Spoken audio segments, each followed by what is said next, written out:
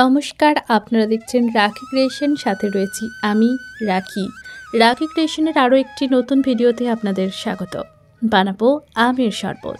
এর জন্য একটা কাচের জাগের মধ্যে নিয়ে নিয়েছি একটু পরিমাণ জল, তার মধ্যে দিলাম আম এবং পুদিনা পাতা পেস্ট করে নিয়েছিলাম সেটাই, একটু কাঁচা লঙ্কা আর একটু ধনেপাতাও সাথে দেওয়া ছিল। এখন দিয়ে দিচ্ছি বেশ ভরে ভরে 2 চামচ মধু, কারণ আমের শরবত একটু মিষ্টি মিষ্টি থাকবে, তবেই না খেয়ে মজা। চিনির ব্যবহার করিনি, কারণ চিনি শরীরের জন্য ভীষণই হানিকারক, তাই এখানে আমরা ব্যবহার করেছি মধু।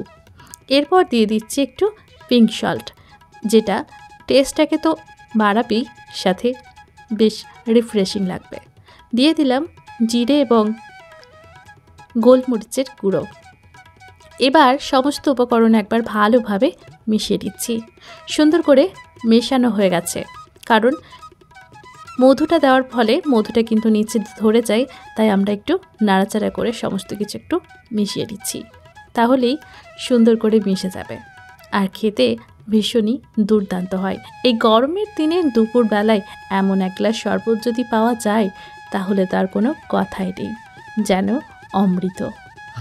যদি মনে হয় টক মিষ্টি সব কিছু ঠিকঠাক আছে, তাহলে আর জল দেওয়ার দরকার নেই। যদি মনে হয় বেশি হয়েছে, তাহলে একটু জল দিয়ে বাড়িয়ে নিতে হবে। ব্যাস, তারপর পরিবেশনের জন্য একদম তৈরি।